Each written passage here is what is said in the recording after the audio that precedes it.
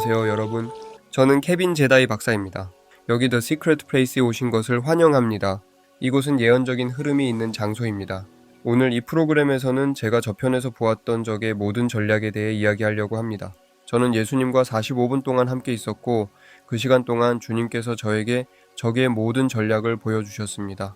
그리고 지금 바로 본론으로 들어가 보겠습니다. 여러분 준비하세요. 지금 당장 성령 안에서 기도하기 시작하세요. 제가 말하는 동안 영을 연습하며 방언으로 기도하기 시작하세요. 이 프로그램은 여러분에게 적이 여러분 주변에서 정확히 무엇을 하고 있는지 보여줄 것입니다. 자, 바로 시작하겠습니다. 여러분 아시다시피 사도 바울은 영적 전쟁에 대해 이야기했습니다. 그는 이렇게 말했죠. 우리의 싸우는 무기는 육신에 속한 것이 아니요 하나님 앞에서 견고한 진을 파하는 강력한 능력이라고요. 여러분은 그 견고한 진이 무엇인지 아시나요? 바울이 말하길 그것은 하나님의 지식에 대항하여 스스로 높이는 것들이라고 했습니다. 여러분의 마음속에는 진실이 아닌 것을 믿고 있을 수도 있습니다. 저는 이것을 제 자신을 통해 알게 되었습니다. 제가 하늘에 있을 때 예수님께서는 적이 여러분에게 와서 진실이 아닌 것을 믿게 하려고 설득하려 한다는 것을 보여주셨습니다. 적은 또한 현실처럼 보이지만 실제로는 그렇지 않은 상황을 만들어내려고 합니다. 여러분은 알고 계신가요? 사실 facts은 여러분에게 진실처럼 보일 수 있지만 하늘에는 절대적인 진리라는 것이 있습니다. 이 절대적 진리는 하나님의 보좌와 그분의 왕국에 세워져 있습니다. 하나님은 보좌에 앉아 계시며 말씀하셨습니다. 그분이 말씀하신 것들은 하나님의 말씀에 기록되어 있습니다. 그것이 진리입니다. 따라서 하나님의 지식에 대항하여 스스로 높이는 것들을 무너뜨려야 합니다. 여러분은 하나님의 말씀을 알아야 합니다. 그래서 바울은 고린도후서 10장에서 여러분의 마음속에 스스로를 높이는 것들이 하나님의 말씀에 동의하지 않는다면 그것들을 무너뜨려야 한다고 말했습니다. 악마들은 여러분 주위에서 진실이 아닌 것을 믿게 하려고 일합니다. 그러니 여러분의 삶에서 지금 무슨 일이 일어나고 있는지 생각해 보세요. 여러분 중 일부는 지금 끔찍한 일을 겪고 있을지도 모릅니다. 하지만 하나님께서 여러분을 이 프로그램을 보게 하신 것입니다. 아침에 일어날 때를 생각해 보세요. 여러분은 악마가 여러분을 두려워한다는 것을 알고 계셨나요? 만약 여러분이 거듭난 그리스도인이고 예수 그리스도를 믿으며 하나님의 말씀을 믿는다면 악마는 여러분이 일어나는 것을 두려워합니다. 제가 최근에 겪었던 한 가지 이야기를 여러분에게 들려드리겠습니다. 어느 날 아침 제가 일어났는데 제 아내와 저는 우리 집에서 누군가 비명을 지르는 소리를 들었습니다. 우리 집에는 저와 아내 외에는 아무도 살지 않습니다. 물론 하나님과 천사들은 우리 집에 계십니다.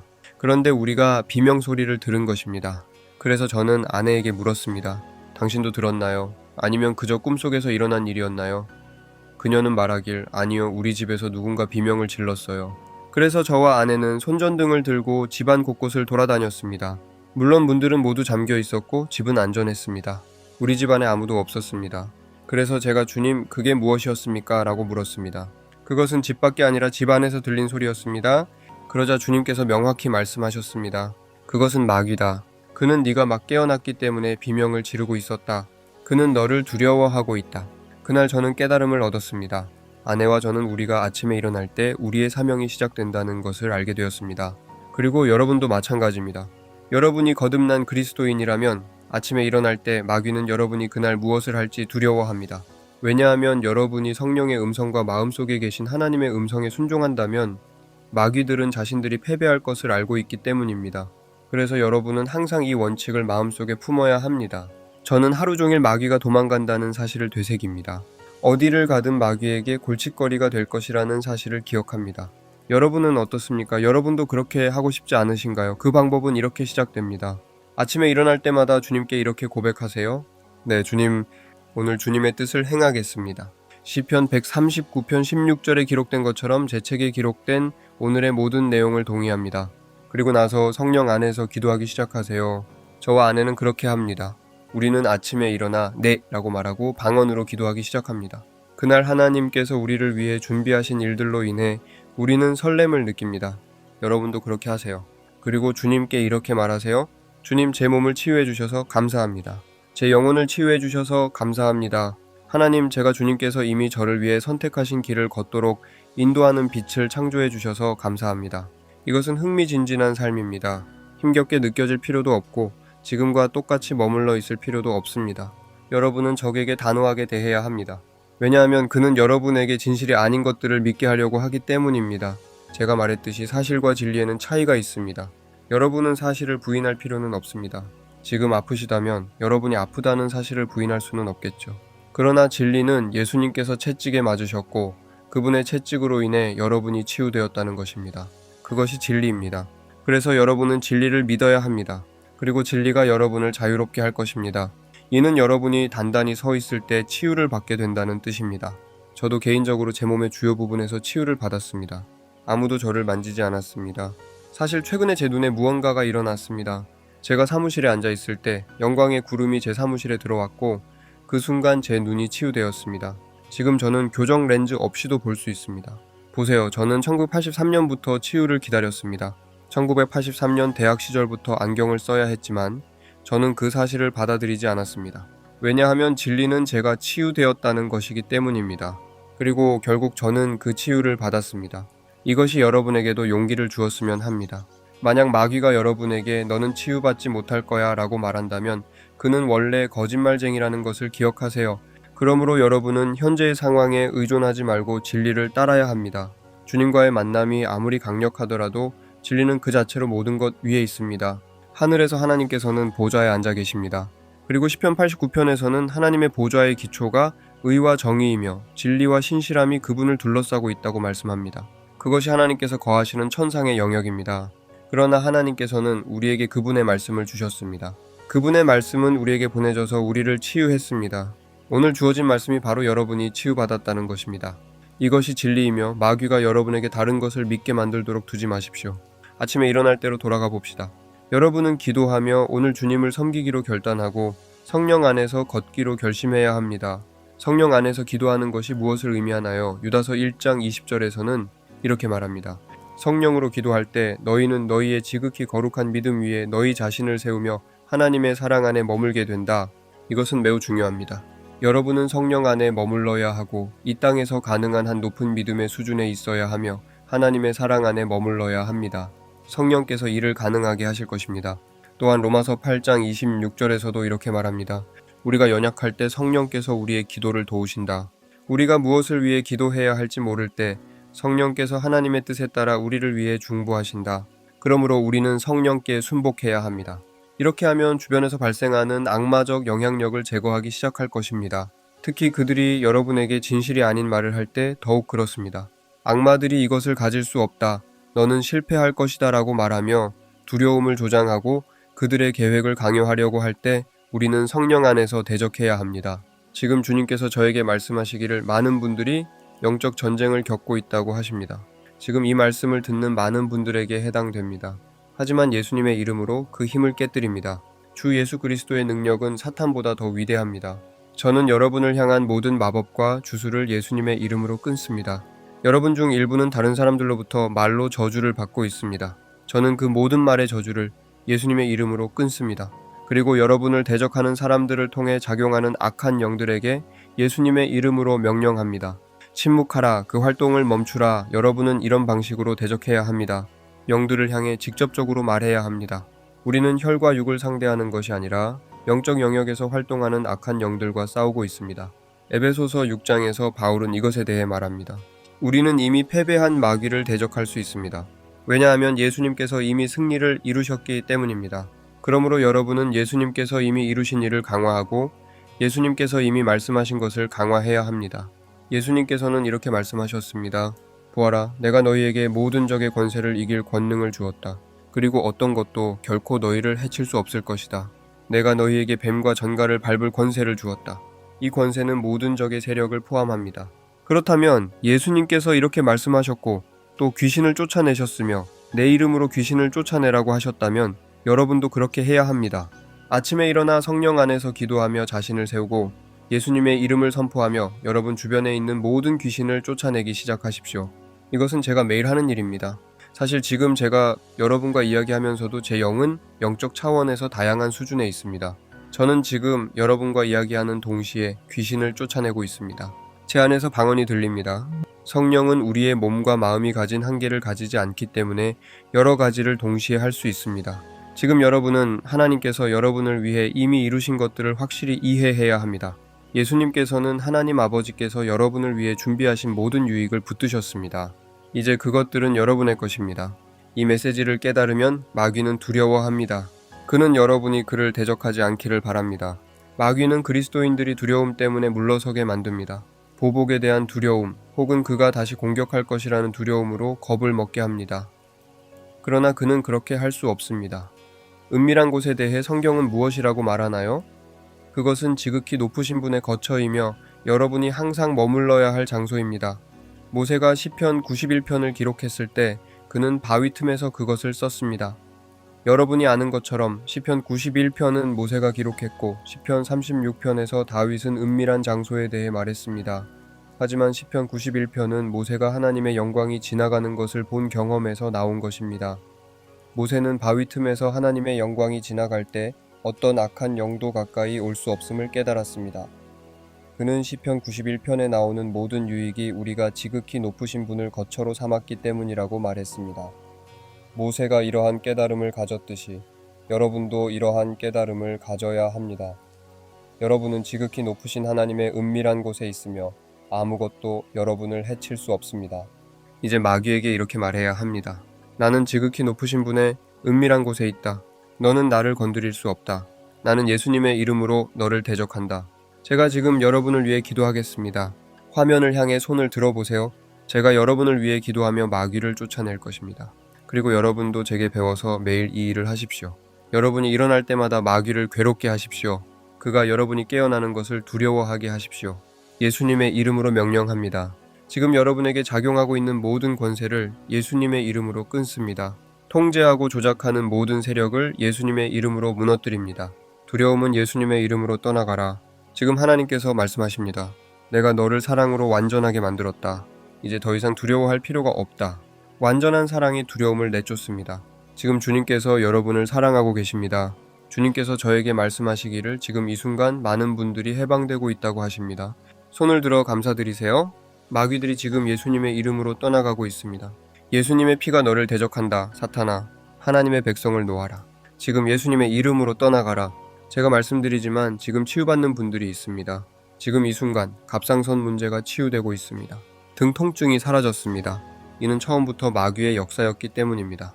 또한 관절 통증도 예수님의 이름으로 지금 사라지고 있습니다. 여러분 중 고혈압으로 고생하시는 분들, 지금 예수님의 이름으로 명령합니다. 고혈압은 사라질지어다. 지금 하나님의 능력이 움직이고 있습니다. 주 예수님께 감사드립니다. 여러분은 권위 있는 자세를 가져야 합니다. 하나님의 생각이 아닌 생각이 여러분에게 떠오르기 시작할 때, 즉 사탄이 여러분을 그와 동의하게 만들려 할 때, 여러분은 아니, 그렇게 되지 않을 것이다 라고 말해야 합니다. 만약 여러분이 몸에 통증이 있다면 이렇게 선언해야 합니다. 예수님의 채찍에 맞으심으로 나는 2000년 전에 이미 나음을 받았다. 예수님께서 나를 위해 고난을 받으셨고 나는 더 이상 고통받을 필요가 없다. 그리고 마귀에게 명령하세요. 나를 놓아라. 그리고 여러분의 몸이 하나님의 말씀에 순종하도록 명령하십시오. 이것은 단순히 반복적으로 같은 말을 하는 것이 아니라 실제로 여러분의 삶에 예언을 선포하는 것입니다. 여러분은 다른 차원에서부터 말씀을 선포해야 합니다. 생각해 보세요. 지금 하늘에 있는 하나님의 제단에는 거룩한 불이 있습니다. 그곳에는 숯불이 있습니다. 이사야는 6장에서 주님을 높이 들리신 모습으로 보았습니다. 이사야는 위대한 예언자였지만 주님을 보았을 때 자신이 완전히 무너졌습니다. 성경은 그분의 옷자락이 성전을 가득 채웠다고 기록합니다. 그곳에는 영광이 있었습니다. 이사야는 천사들이 울부짖는 것을 보았고 그는 엎드려 나는 망했다고 고백했습니다. 그런데 주님의 천사가 숯을 가져와 그의 입술에 대어 완전히 정결케 하였습니다. 그리고 그는 다시 세상으로 보내져 하나님의 말씀을 전하게 되었습니다. 그러나 그는 제단의 불에서 나오는 메시지를 말했던 것입니다. 제가 여러분께 말씀드립니다. 여러분이 말할 때 하나님의 말씀을 말하는 것처럼 말해야 합니다. 성경이 그렇게 가르칩니다. 그러므로 여러분이 말할 때 영혼 깊은 곳에서부터 말하십시오. 방언으로 말할 때와 동일한 영적 연결을 통해 예언을 말하십시오. 여러분은 자신의 삶에 대해 예언해야 합니다. 주님께서는 여러분을 하나님의 형상대로 만드셨습니다. 창세기 1장 26절은 우리가 하나님의 형상대로 지음받았음을 분명히 밝힙니다. 비록 우리가 타락을 경험했지만 저주는 이미 속량되었습니다. 바울이 갈라디아인들에게 말했듯이 우리는 저주로부터 속량받았습니다. 그러므로 이제 여러분의 삶에 작용하는 모든 저주는 예수님의 피로 깨졌습니다. 예수님께서 자신의 몸과 피로 맺으신 언약은 영원히 유효합니다. 그러므로 여러분은 제단의 불에서 예언하며 영이 타오르도록 해야 합니다. 제가 하늘에서 보았던 것을 말씀드립니다. 하나님의 보좌에서 생명수의 강이 흘러나오는 것을 보았습니다. 또 불의 강이 보좌에서 흘러나오는 것도 보았습니다. 믿는 자 안에서 솟아오르는 생명수의 강은 우리가 입을 통해 예언할 때 밖으로 흘러나옵니다. 마지막으로 여러분이 여러분의 세상에 대해 예언한 것이 언제였나요? 예수님께서는 분명히 말씀하셨습니다. 우리가 산에게 말하고 우리의 머리가 아니라 마음으로 믿는다면, 우리가 말한 것이 이루어질 것을 믿으면 그것을 가지게 될 것이다. 이 말씀은 매우 강력합니다. 왜냐하면 하나님께서도 말씀으로 모든 세상을 창조하셨기 때문입니다. 하나님께서는 우리가 지금 살고 있는 세상을 그분의 말씀으로 형성하셨습니다. 그러므로 여러분의 말에는 엄청난 힘이 있습니다. 1992년 제가 하늘에서 예수님을 만났을 때 예수님께서는 저에게 이렇게 말씀하셨습니다. 케빈, 너는 네가 하는 말을 조심해야 한다. 예수님께서는 네가 하는 모든 헛된 말에 대해 책임을 지게 될 것이다 라고도 하셨습니다. 이것은 마태복음 12장 36절에 나오는 말씀이기도 합니다. 여러분이 아침에 일어나 하나님의 말씀을 선포하고 영 안에서 기도하며 여러분 안에 있는 영적인 생명을 단련하기 시작한다면 어떻게 될까요? 여러분 안에 있는 거룩한 불에 접속하게 될 것입니다. 성령님도 불이십니다. 오순절날 성령께서 어떻게 오셨는지 기억하시나요?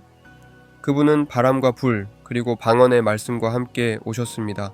성령을 받은 사람들이 마치 술에 취한 것처럼 보였을 정도였습니다.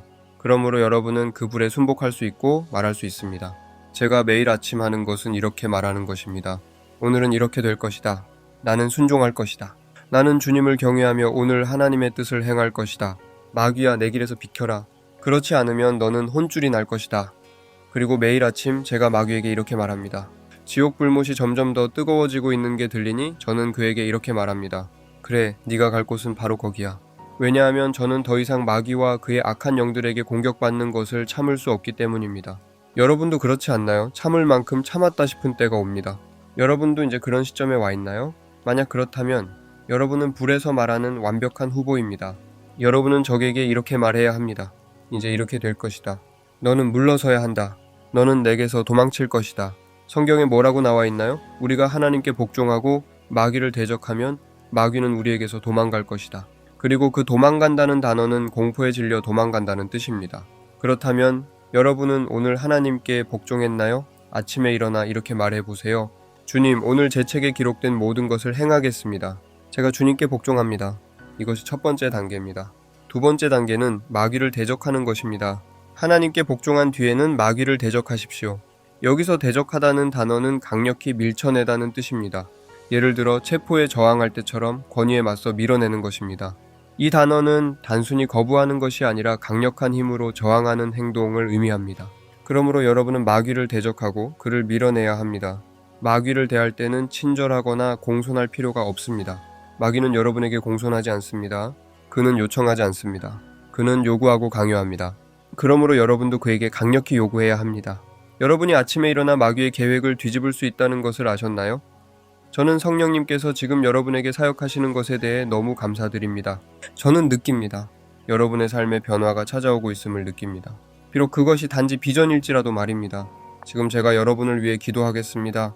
하나님께서 여러분에게 앞으로 다가올 일을 보여주시는 비전을 주시기를 기도합니다. 왜냐하면 예수님의 이름으로 여러분의 집에 해방이 임할 것이기 때문입니다. 하나님 아버지, 지금 이 방송을 시청하는 모든 이들의 눈을 열어주시길 구합니다.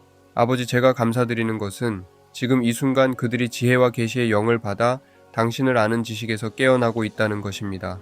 제가 감사드리는 것은 그들이 위로부터 오는 지혜로 불타오르고 있다는 것입니다.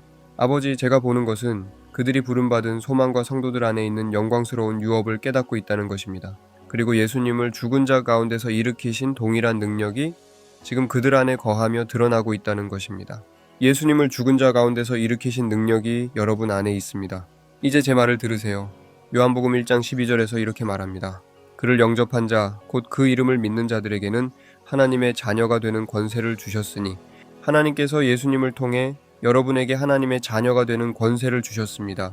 여기서 말하는 권세라는 단어는 헬라어로 엑소시아이며 이는 권위를 뜻합니다. 여러분은 하나님의 자녀가 될 권위를 가지고 있습니다. 물론 여러분은 하나님의 아들 예수님은 아닙니다. 그러나 성경은 우리가 하나님의 자녀이며 사랑받는 자녀라고 말합니다. 하나님께서는 예수님을 통해 우리를 축복하셨습니다. 그래서 이제 여러분이 아침에 일어날 때 예수님께서 이 땅을 걸으셨을 때 가졌던 동일한 권위를 여러분도 가지고 있다는 것입니다. 믿기 어려울 수 있지만 베드로후서 1장에서 베드로는 이렇게 말했습니다. 우리가 주어진 약속들로 말미암아 신성한 성품에 참여하는 자가 되게 하셨다. 여러분은 신성한 성품에 참여하는 것이 어떤 것인지 생각해 보신 적이 있나요? 제가 말씀드렸듯이 보좌로부터 생명수의 강이 흘러나옵니다. 저는 그 강이 하늘에서 흘러내려 지구로 폭포처럼 떨어지는 것을 보았습니다. 그리고 여러분은 그 물을 마실 수 있습니다. 예수님께서 말씀하시길 너희 배에서 생수의 강이 흘러나올 것이다 라고 하셨습니다. 제가 본 것은 보좌에서 나온 물이 여러분의 배에서 솟아오르는 동일한 물이라는 것입니다. 그러니 지금 그 강물에 순복해 보세요. 저는 지금 주님의 기쁨을 느끼고 있습니다. 여러분도 그 기쁨을 누릴 수 있습니다. 주님의 천사들이 지금 여러분의 집으로 보내지고 있습니다. 지금 이 순간 제가 말하고 있는 동안 적이 쫓겨나면서 여러분의 집에서 혁명이 일어나고 있습니다. 이제 제가 마무리하며 여러분을 위해 기도하겠습니다. 하나님 아버지, 예수님의 이름으로 이 시간을 주신 것에 감사합니다. 아버지, 모든 이들의 영적인 눈이 열리고 주님의 천사들이 보내졌으며 주님의 이름이 그들의 집에서 찬양받고 높임받게 된 것을 감사합니다. 지금 이 순간 여러분의 집에서 혁명이 일어나고 있습니다. 저와 함께 예수님의 이름을 말해보세요. 예수님. 그렇습니다. 말하세요. 예수님, 보세요. 모든 두려움이 지금 사라졌습니다. 시청해주셔서 감사합니다. 다음 방송에서도 함께 하시길 바랍니다. 감사합니다.